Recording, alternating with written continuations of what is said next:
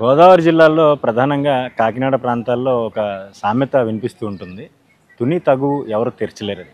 ప్రస్తుతం అదే పరిస్థితి తుని నియోజకవర్గంలో నెలకొని ఉందని చెప్పాలి. ఎందుకంటే 2024 ఎన్నికలకు ముందు యనమల రామకృష్ణుడు మాజీ మంత్రి, టీడీపీ సీనియర్ నేత యనమల రామకృష్ణుడు సోదరుడు యనమల కృష్ణుడు గారు ఆయన్ని వీడారు. ఆయన్ని వీడడమే కాదు, పార్టీకి దాదాపుగా 35-40 ఏళ్ళుగా పార్టీకి అంటిపెట్టుకుని ఉన్నటువంటి యనమల కృష్ణుడు వైసీపీ గూటికి చేరారు. వైఎస్ఆర్ కాంగ్రెస్ పార్టీలో చేరడమే కాదు, బేషరతుగా అక్కడ ఉన్నటువంటి ఎమ్మెల్యే అభ్యర్థి మాజీ మంత్రి దాడిశెట్టి రాజా గారికి తన మద్దతు ప్రకటించారు. తన గెలుపుకు కృషి చేస్తానని, తన ప్రభావం ఉన్నటువంటి అన్ని ప్రాంతాల్లో మొత్తం తుని నియోజకవర్గంలోని మండలాలన్నింటిలో కూడా ఆయన విస్తృతంగా పర్యటించారు.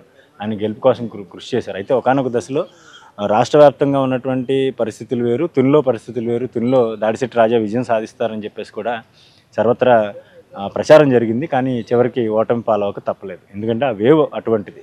కాంగ్రెస్, తెలుగుదేశం పార్టీ, కూటమి పార్టీలన్నిటికీ కలిపి వచ్చినట్టు వేవ్ అలాంటిది. ఆ వేవ్లో రాజా గారు కూడా ఓటమి పాలయ్యారు. అయితే గడిచిన సంవత్సరంగా, అంటే ఎలక్షన్ జరిగి దాదాపుగా సంవత్సరం అయిపోయింది, సంవత్సరం పూర్తిగా వస్తూ ఉంది.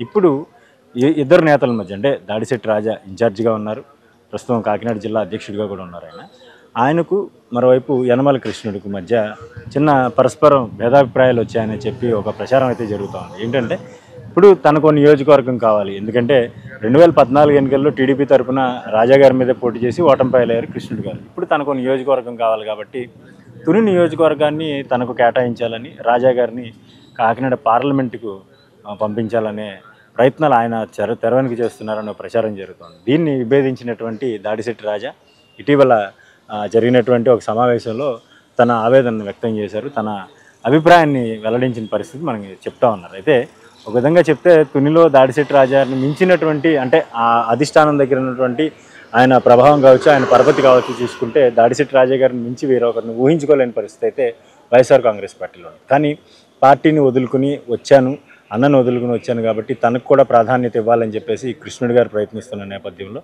ఇద్దరి మధ్య కొంత అభిప్రాయ భేదాలు వచ్చినాయి, కొంత గ్యాప్ ఏర్పడిందని కూడా చెప్తా ఉన్నారు.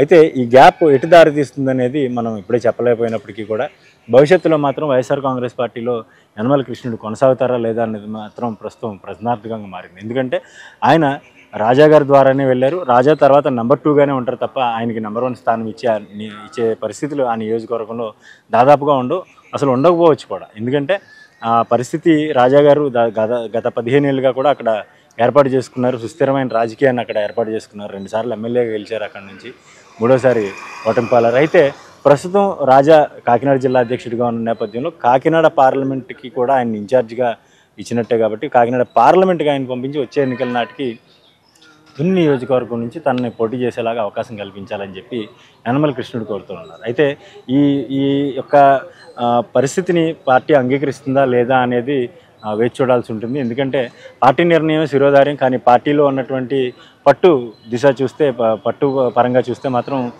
దాడిశెట్టి రాజా గారికి ఉన్న పట్టు యనమల కృష్ణుడి గారికి లేదనే చెప్పాలి. మరి ఈ పరిస్థితి ఏ విధంగా ఎటు వెళ్తుందనేది చూడాల్సి ఉంది. ఎందుకంటే ఇప్పుడు ప్రస్తుతం ఆయన అటు రెండింటికి చెడ్డ రేవడిలాగా ఆయన పరిస్థితి తయారైంది. అటు తెలుగుదేశం పార్టీలోకి వెళ్ళలేరు, ఇటు వైఎస్ఆర్ కాంగ్రెస్ పార్టీలో ఉండలేరు. అయితే కూటమి పక్షాలుగా ఉన్నటువంటి జనసేన లేదంటే బీజేపీ వైపు ఆయన వెళ్తారా అనేది కూడా చర్చ జరుగుతున్న నేపథ్యంలో ఏం జరుగుతుంది, ఆయన భవితవ్యం ఎలా ఉండబోతుంది అనేది కూడా రానున్న రోజుల్లో తెలిసే అవకాశం ఉంటుంది.